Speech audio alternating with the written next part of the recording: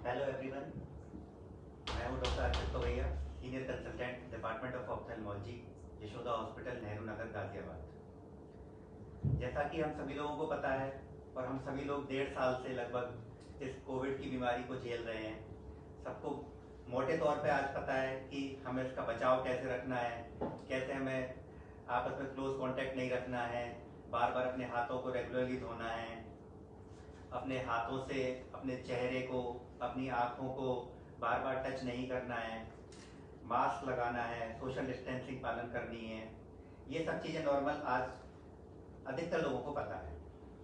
पर आज मैं आप लोगों को बताना चाहता हूँ कि इस कोविड के एरा में, इस पेंडेमिक में हम अपनी आँखों का ख्याल कैसे रख सकते हैं। हमारा मेन फोकस है कि हम आँखों से इस कोविड को ना फैलने दें। ये हमारा एक एम होना चाहिए। जब भी दो आदमी बात करते हैं या आपस में आमने सामने खड़े होकर बात करते हैं तो मुंह से थोड़ा सा थूक या फिर कभी कोई छींक देता है तो उसकी स्नीजिंग दूसरे आदमी के चेहरे पर पहुंच जाती है और इससे वायरस पार्टिकल का ट्रांसमिशन हो जाता है। कई बार कोई लोग एसिम्प्टोमेटिक कैरियर होते हैं जिनको कोई बीमारी नहीं है, कोई दिक्कत नहीं है, लेकिन फिर भी उनके अंदर कोविड की डिजीज होती है। वो एसिम्प्टोमेटिक कैरियर्स होते हैं।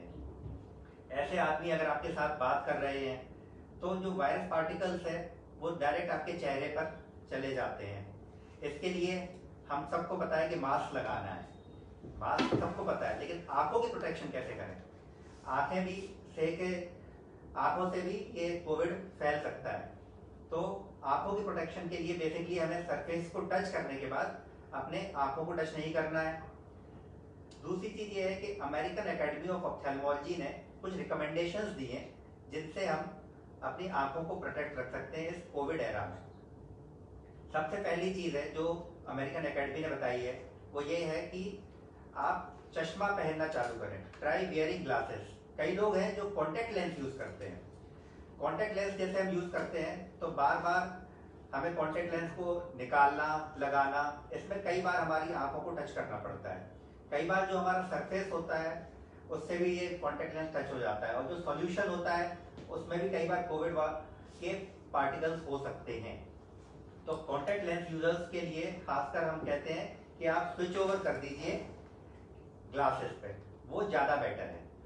और अगर आप किसी कारणवश कॉन्टेक्ट लेंस नहीं छोड़ सकते हैं तो जब भी आप कॉन्टेक्ट लेंस यूज करें तो अच्छे से पहले हाथ को साबुन और पानी से धोएं और उसके बाद फिर आप कॉन्टेक्ट लेंस लगाएं। ग्लासेस से ये फायदा हो जाता है कि ग्लासेस 100% प्रोटेक्शन तो नहीं देते हैं कोविड के से, पर यह है कि जैसे अगर कोई वायरस पार्टिकल आता है आपके चेहरे के ऊपर तो ग्लासेस की सरफेस पे रह जाता है और वो डायरेक्ट आपके आई कांटेक्ट पे नहीं आ पाता है। तो इससे एक बेनिफिट होता है। इसलिए हम कहते हैं सबसे पहला रिकमेंडेशन है कि कॉन्टेक्ट लेंस ना लगा के आप अभी जब तक कोविड का एरा है चश्मे का यूज करें। दूसरी चीज है कि चश्मे को साफ कैसे रखें। चश्मे को साफ रखने के लिए उसको दिन में कम से कम एक बार साबुन और पानी से धोना है। उसको धोने के बाद उसको ड्राई करके कॉटन के कपड़े से उसको साफ करना है, क्योंकि अगर हमारे चश्मे के ऊपर भी ये वायरस पार्टिकल रहता है तो वो उस पर 2 से 3 दिन तक उस पर सर्वाइव कर सकता है। तो हम जब बार बार चश्मा उतारते हैं, पहनते हैं और उन्हीं हाथों से अपने चेहरे को टच करते हैं, मुंह को टच करते हैं, आंखों को टच करते हैं तो ये वायरस पार्टिकल उससे ट्रांसमिट हो सकता है। इसलिए दूसरी चीज है कि हमें अपने चश्मे पहनना है और चश्मे को साफ रखना है। तीसरी चीज लेडीज और लड़कियों के लिए है कि आपको अभी इस कोविड एरा में जितना आप हो सके काजल और आईलाइनर को अवॉइड करना है, क्योंकि काजल और आईलाइनर लगाने से ये बार बार आईज का कांटेक्ट होता है हैंड से और ये वायरस के ट्रांसमिशन के चांसेस को बढ़ा देता है। कई लोग कहते हैं कि सर हमें तो कोई चश्मा है ही नहीं, हम क्यों चश्मा लगाएं। तो आप चश्मा नहीं लगाना चाहते हैं तो आप जब बाहर जाते हैं मार्केट प्लेस में तो आप फेस शील्ड्स लगा सकते हो, पर फेस शील्ड्स को भी अच्छी तरह से लगाना है और जब आप वापस आते हैं तो उसको भी साबुन और पानी से धो के उसको अच्छी तरह से सुखाना है और फिर उसको रीयूज करना है। अभी हम देख रहे हैं कि अभी जो ये सीजन चल रहा है मई, जून, जुलाई, अगस्त, ये बेसिकली समर सीजन और बारिश का सीजन है। इसमें लोगों को एलर्जी होने के बहुत सारे चांसेस रहते हैं। तो कई लोगों को एलर्जी कंजंक्टिवाइटिस हो जाता है, कई लोगों को बैक्टीरियल कंजंक्टिवाइटिस हो जाता है, जिसकी वजह से लोग बार बार अपनी आईज को टच करते रहते हैं और खुजली करते रहते हैं। ये जो बार बार अपनी आईज को टच करना, खुजली करना, इसकी वजह से ये आपका इन्फेक्शन, कोविड बढ़ने के चांसेस बढ़ जाते हैं। तो आपको अगर कोई भी कंजंक्टिवाइटिस होता है, आंख लाल होती है या कोई जलन चुभन होती है, तो सबसे पहले तो आप अपने आई डॉक्टर को कंसल्ट करिए। और दूसरा, आपको अगर खुजली है तो अपने हाथ को अच्छे से धोइए साबुन और पानी से, और उसके बाद बाजार में आपको वाइप्स मिल जाएंगे, आई वाइप्स जिनको हम कहते हैं, उनसे अपनी आंखों को अच्छी तरीके से साफ करना है, पर रबिंग नहीं करनी है। ये बहुत इंपॉर्टेंट चीज है।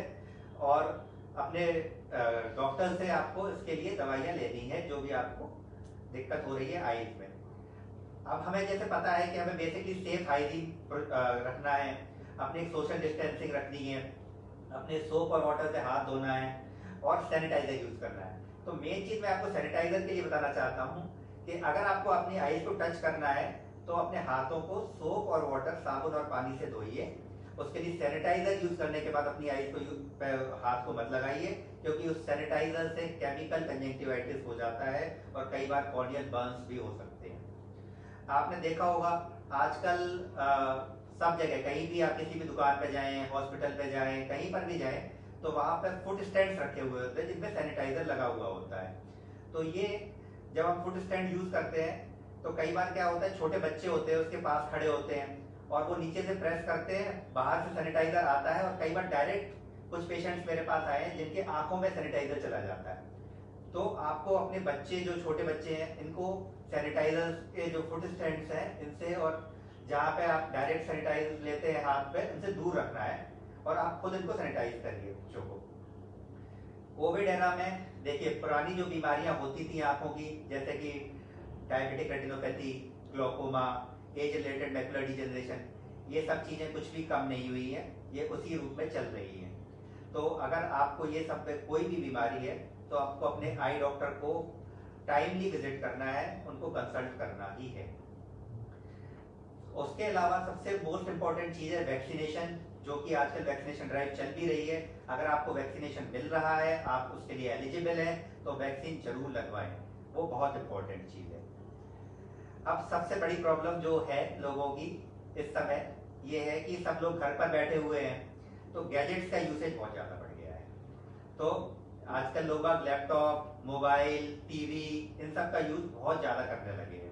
जो पहले 1 घंटा यूज होता था, आज वो 5 घंटे यूज हो रहा है, उसका यूज बहुत ज्यादा बढ़ चुका है। तो इन गैजेट्स के यूज करने से आईज पे क्या इफेक्ट होता है? एक तो पहला मिथ है लोगों का, वो हटा दीजिए कि गैजेट यूज करने से चश्मा लग जाता है, ऐसा कहीं नहीं होता। आप लैपटॉप, मोबाइल यूज करने से आपको चश्मा नहीं लगेगा, पर हाँ दूसरी बीमारियां हो सकती हैं, जिनमें सबसे बड़ी बीमारी है कि आंखों में ड्राइनेस हो जाती है। आंखों में ड्राइनेस क्यों हो जाती है? क्योंकि आप बहुत देर तक, जैसे अगर आप लैपटॉप पे या मोबाइल पे काम करते हैं, तो आपकी ब्लिंकिंग फ्रीक्वेंसी कम हो जाती है। आंखों की ब्लिंकिंग फ्रीक्वेंसी कम हो जाएगी तो आपका टीयर्स का एवेपोरेशन ज्यादा होने लगेगा। टीयर्स का एवेपोरेशन ज्यादा होने लगेगा तो आपका ड्राइनेस बढ़ जाएगी। इसीलिए कुछ गाइडलाइंस है जिनको हमें फॉलो करना है कि हम ड्राई आइज को प्रिवेंट कर सके। उसमें सबसे पहली गाइडलाइन है कि हमें अपनी आंख को दिन में 4-5 बार नॉर्मल वाटर से, जो कि साफ हो, आरओ वाटर हो, उससे दिन में 4-5 बार उसको धोना है। सेकेंड, हमें 20-20-20 रूल अपनाना है। 20-20-20 रूल है कि आपको हर 20 मिनट में 20 सेकेंड के लिए 20 फीट दूर पर देखना है। और इस 20 फीट दूर पर जब आप देखते हैं तो आपकी ब्लिंकिंग बनी रहती है। पर कई लोग कहते हैं कि इसमें सर बहुत दिक्कत होती है, हमारा काम तो लगभग 40 मिनट 1 घंटे ऐसे चलता है। तो आप अगर नहीं कर सकते हैं तो हर आधा-पौना घंटे में 1 मिनट का ब्रेक लीजिए। उस 1 मिनट के ब्रेक में आप अपनी आंख या तो वहीं बैठे बैठे बंद कर लीजिए या दूर देखने लगिए। दूसरी चीज है कि आपको अपना एक, जब गैजेट यूज करते हैं तो एक पोजिशनिंग सही रखनी है अपनी आईज की। आपका जो लैपटॉप है या डेस्कटॉप है, जो भी आप यूज करते हैं, उसका लेवल आईज के लेवल से हल्का सा नीचे रखना है। हल्का नीचे मतलब आईज के लेवल से 2 से 3 सेंटीमीटर नीचे रखना है। इससे ज्यादा नीचे रखते हैं तो आपको सर्वाइकल पेन हो सकता है। और अगर स्ट्रेट देखते हैं या फिर ऊपर करके देखते हैं तो आपका ड्राइनेस बढ़ जाएगी, क्योंकि आपकी आई का सरफेस ज्यादा खुला हुआ होगा, टीयर इवेपोरेशन ज्यादा होगा और उसकी वजह से आपकी ड्राइनेस बहुत ज़्यादा बढ़ जाएगी। तो एक आपको इस चीज़ का ध्यान रखना है। दूसरा, आप जब भी अपना कोई भी गैजेट यूज़ करते हैं तो आपको डायरेक्ट एसी, कूलर या पंखे के सामने नहीं बैठना है। आप डायरेक्ट एसी, कूलर, पंखे के सामने बैठते हैं तो ड्राइनेस आपकी अपने आप ही बढ़ जाती है। और अगर आपको उसके बाद भी ड्राइनेस रहती है, ड्राइनेस के सिम्टम्स क्या होंगे? बेसिकली आपको क्या रहेगा, इचिंग हो सकती है, हेडेक हो सकता है, आई स्ट्रेन हो सकती है और कई बार चक्कर भी आ सकते हैं। तो अगर ऐसा कोई सिम्टम आपको रहता है इसके बावजूद भी, तो आपको अपने आई डॉक्टर से कंसल्ट करना है और लुब्रिकेटिंग ड्रॉप्स जिसमें कि कार्बोक्सीमेथाइल सेलुलोज, पॉलीथाइलिन ग्लाइकोल और जो आती है सोडियम हाइलोरोनेट, ये सब ड्रॉप्स आपको अपने आई डॉक्टर से कंसल्ट करने के बाद इनको यूज करना है। आजकल एक नया सिंड्रोम भी आया है जिसे कहते हैं made syndrome, MADE, made syndrome. Made है मास्क एसोसिएटेड ड्राई आइज, क्योंकि मास्क का प्रचलन बहुत ज्यादा बढ़ गया है, इसलिए इससे ड्राई आइज कैसे होती है? अगर आपका मास्क सही तरीके से फिट नहीं है और आपके नोज से और माउथ से वेपर्स ऊपर की तरफ निकल रही है तो इससे आईज आपकी ड्राई हो सकती है। तो सबसे पहली चीज इसमें यह रखना है कि आपको अपनी नोज से स्नगली फिट करके रखना है मास्क को, जिससे कि वेपर्स ऊपर की तरफ नहीं जाए और आपका चेहरे पे और आंखों के ऊपर आपका ड्राइनेस ना बढ़े। ये चीजें हैं ड्राई आइज के लिए। Dry eyes is the most common. बच्चों के लिए बेसिकली ये है कि आप उनको कोल्ड कंप्रेशन दे सकते हो। सुबह शाम बर्फ रख लीजिए रुमाल में, आंख बंद करके आंख के ऊपर रखिए और दिन में 2-3 बार पानी के छींटे मारिए। ऑनलाइन क्लासेस में बीच में आप गैप दिलवाइए।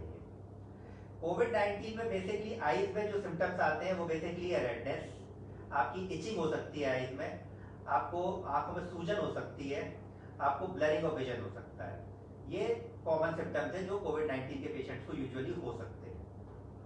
आजकल एक नया टर्म आप लोगों ने सुना होगा, मीडिया में भी बहुत ज्यादा प्रचलन में है, जिसे कहते हैं ब्लैक फंगस। इसको कहते हैं म्यूकरमाइकोसिस।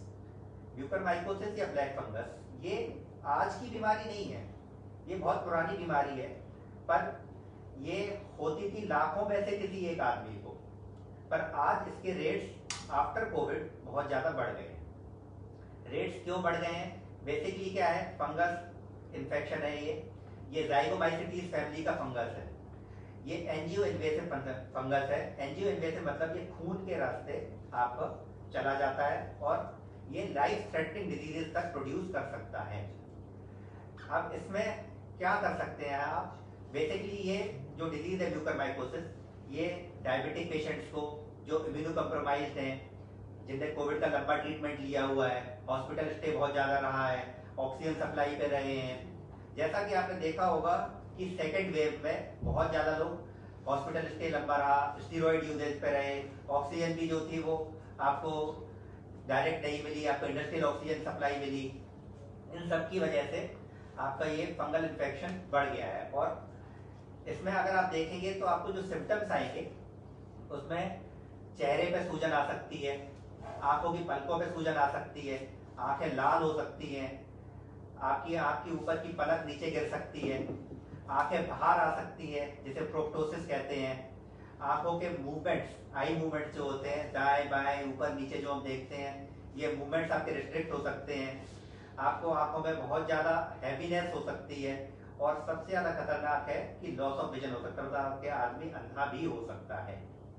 तो इसको अगर कोई पेशेंट जो कि जिसको कोविड हो गया है या कोविड हो अभी है प्रेजेंट में और उसकी आंख लाल रहती है या उसको देखने में कोई दिक्कत हो रही है तो उसको अपने आई डॉक्टर को कंसल्ट करना है। इसमें बेसिकली कई बार क्या है, नोज ब्लीडिंग भी हो सकती है और फाउल स्मेलिंग भी हो सकती है, आदमी को गंदी सी स्मेल आ रही होती है। तो आपको अपने आई डॉक्टर को उस समय कंसल्ट करना है और आई डॉक्टर्स आपके लिए इसमें CT स्कैन, MRI, ऑर्बिट का, ब्रेन का, ये सब करवाते हैं। और